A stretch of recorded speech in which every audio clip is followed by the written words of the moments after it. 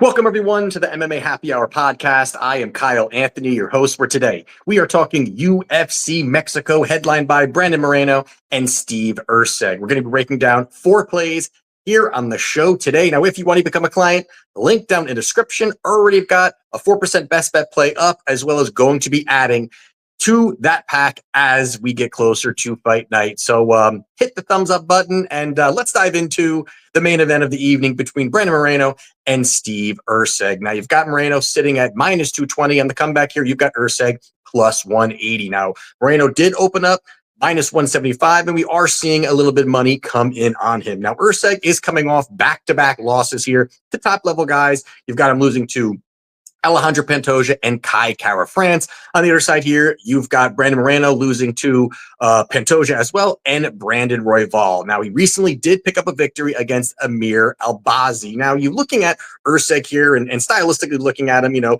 he's a grappler. He's a guy that wants to get the fight to the ground. That primarily is what he does. And he does have some fast hands. And I know that we saw him recently knock out Matt Schnell. Now, Matt Schnell has the glass chin of glass chins. He's on a Mount Rushmore of glass chins next to Johnny Walker and Luke Rockhold.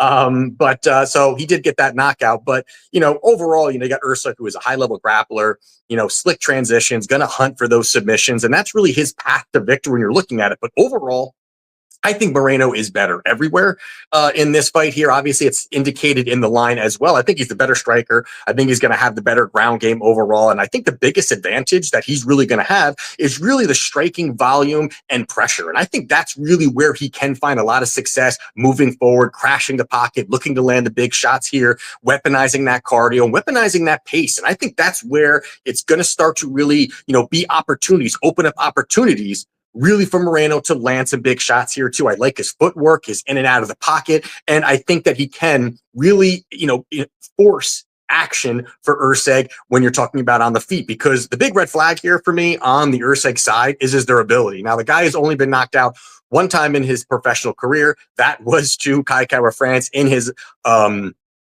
last fight. But you know, we've seen him rocked. We've seen him wobbled. He doesn't really absorb shots very well. And I think that is a spot here where Moreno can capitalize on. I think if he's going to, you know, you got Erceg, who may want to have on the feet, have a more technical kind of rangy fight, where I think Moreno can crash the pocket, have that high volume, look to move forward. He's also going to be the better boxer. And also the fact that Moreno has the better durability, I think. So when you're talking about in the pocket and they're both slinging it, I think Moreno can find a lot of success. Plus, this is going to be taking place in Mexico, as I was saying. I think that that's really going to bring the fire to Moreno, where we weren't sure, you know, what is he washed? Is he done? You know, prior to the Albazi fight, I thought he'd look good there. I think this is an overreaction. I think this line should be wider, to be honest here. I think that Moreno has the ability to get the job done here. So when you're looking at Moreno minus 225, I think he gets it done inside the distance. That's sitting around plus 230. I think it can be a club and sub where he rocks him, look for the finish, or he just knocks him out. I think that Moreno, this is going to be a big night for him in Mexico. I'm taking Brandon Moreno to win inside the distance at plus 230.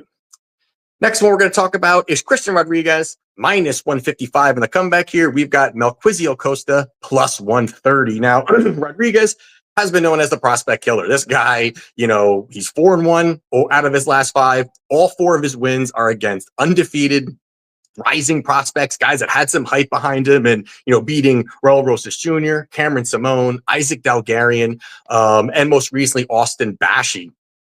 Now, Rodriguez is a guy that, you know, really is good at implementing the same game plan over and over. And now he's starting to really kind of lean into that game plan and really show, hey, this is the way I can beat these guys. These are my strengths here. And really, it's the pressure forward, and it's really also pushing that high pace and also weaponizing his cardio as well. And that mix really finds it very difficult for certain fighters. Now, when you're talking about some of these guys that want takedowns, you know, a lot of these guys that he fought were wrestlers. And the big attribute, and I've talked about this many times on the show, you know, we're talking about Christian Rodriguez, is how amazing he is at scrambling. You know, when anytime there's a wrestling exchange or a grappling exchange, this guy just continues to move. He will have perpetual motion. He will not stop. He will just keep moving. And that at times gets guys tired. It starts to really wear on their gas tank. Even they're the ones shooting, they can't really keep up with it. They're used to getting a takedown, controlling, having that top position and getting the control time. And then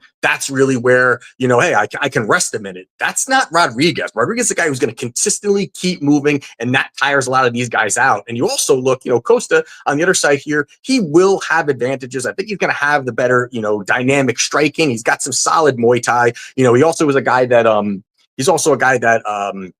has good knees. He's got good elbows. He can mix it up pretty well there. He's going to be aggressive. He's going to come forward, look to throw big shots. And that, again, there are some things that he does do well. But, if he's looking for takedowns, I think his takedowns are very sloppy here. I think that that's going to be an issue. If he does look to shoot for takedowns, I think you're going to see Christian Rodriguez, who is somebody who can really latch something in. He's going to leave that neck out. He's very opportunistic with his submission game and can find some success. But I think early, it's going to be competitive. I think in that first round, back and forth. But I think as this fight wears on, you're going to see Rodriguez really pick it up, really start to land, the better shots, win positionally. I think he'll successfully really keep Costa on that back foot. And I think that's where he can outland him, control him, find some success, dictate the pace a little bit. And that's where he can just really find success round after round. And also, I do like the fact that Rodriguez is the better wrestler. If he wants to offensively wrestle, we always talk about his defensive wrestling. If he wants to offensive wrestle here, I think that also starts to really put Costa into deep water. I think you can find some success there, as well as you've got C-Rod, who has been training at elevation and been in Mexico. I think this is a spot where C-Rod can really put a stamp on this fight, control the action, possibly find a finish. But I still think that minus 155 is still a good price here. I'm taking C-Rod to get the job done, minus 155. Next one here we're going to talk about is going to be Ronaldo Rodriguez, minus 160. And the comeback here, we've got Kelvin Borjas, plus 135. Now, this should be an exciting fight here. It's going to open up the main card, and I think they're doing this for a reason. I think it's going to be a banger of a fight, a lot of action here. And, both these guys are newcomers to the UFC, but both of them have had a little bit different results. You've got Ronaldo, who is, 2-0 in the UFC. You've got Borjas, who was 0-2 in the UFC. But I think that the recent, results have really given us some opportunity here to take Borjas, and take that plus money. And when you're looking really at, Ronaldo here, where, he fought Dennis Bondar, not high-end Dennis Bondar at all. I think he's a very low-level fighter, but Bondar was beating Rodriguez. He outlanded him 41-31 in 2 rounds, had multiple takedowns, and Bondar pretty much just gassed out, got tired. Credit to Rodriguez sinking in the finish there, but,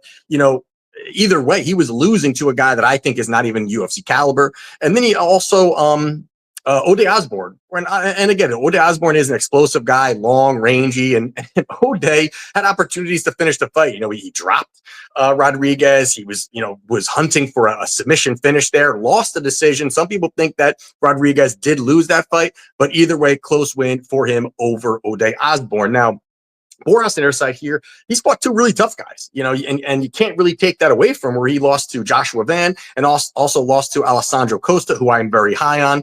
And these guys are fighters on the rise, who I think you're going to see a lot more in the UFC.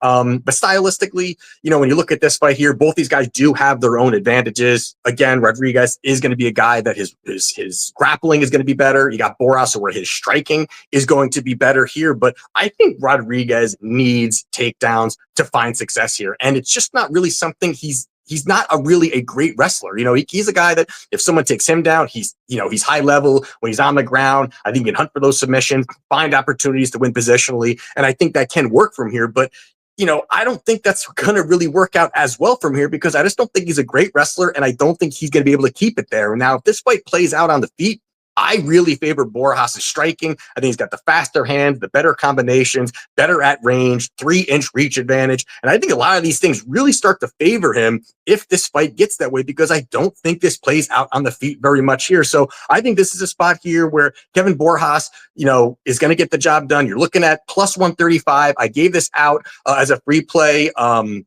wagertalk.com, like day or 2 ago, whatever it was, and it was plus 150. We're seeing that line come in a little bit here. So with that being said, I'm taking Kelvin Borjas at plus 135, still a good number.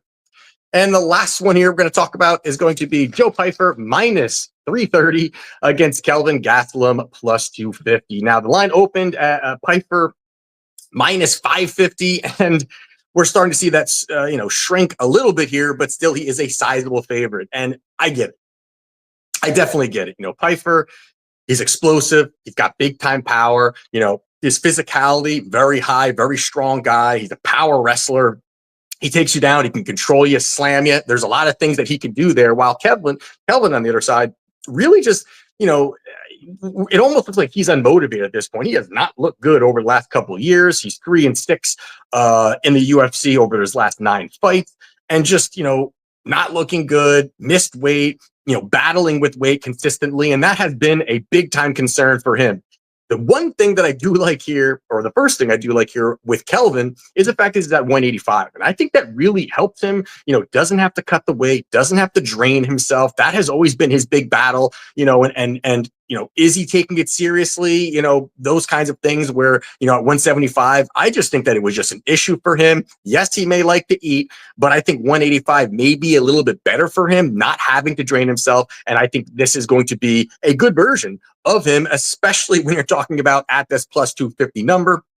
Stylistically, you got both these guys that are wrestlers, but do like to stand and throw. And that's something that I think is going to be very interesting dynamic when you're going to see this fight here, because Pyfer is a guy who really isn't someone that looks for takedowns. He does have the wrestling background, but he's a guy that doesn't really shoot, consistent takedowns. And, he's a guy that's going to want to stand, who's going to want to throw, who's going to want to bang. And that's going to be very interesting to see kind of how that plays out, because out of his 6 UFC fights, he has 4 takedowns. Now, out of those 6 UFC fights, like half of them were, he knocked the guy out and finished the guy in the first round. So it's not like it's 6 fights with, 3 rounds each time. But still, he's only had 4 successful takedowns, not the greatest. And 3 of them were against Alassane, which Alassane was finding a lot of success, and he needed to get these takedowns. And that kind of was an opportunity for Pyfer to go out there and get the finish. And you've got Kelvin, who's a D1 wrestler, at least can be competitive in the wrestling. I don't think this is something that Pyfer is going to wash him on the ground, take him down, and just dominate. And I also think the big issue here for the Pyfer side is that he red lines it. He comes out the gate. He's a front runner. He's going to throw. He's going to swing. He's going to look for it. And again, if he connects, he can knock out anyone in the division. But if he doesn't, he's just not economical with his cardio. We saw it against Jack Hermanson. Early success started to fade. And I think that's really where Kelvin can have the cardio advantage, can have maybe the volume advantage as well. And I think that starts to mix in some good things. Plus, I think also you're looking at, Pyfer's a guy who doesn't check leg kicks very well. And I think that also, again, opens up opportunities for Kelvin to chop at the legs, mix it up a little bit, and make this competitive. Now, first round, I think, is going to be a little dicey. But when you're talking about a plus 250 number against Kelvin Gastelum here, I like it. I think that is the side here. I can't justify Joe Pyfer at minus 330. Anyway, look at it. Plus, Kelvin has never been knocked out. I think that's a big win condition here for Pyfer. So I'm going Kelvin Gastelum plus 250. So there you have it for my plays for UFC Mexico. If you want to become a client, link down in the description. Don't forget to like the video on the way out, and let's cash.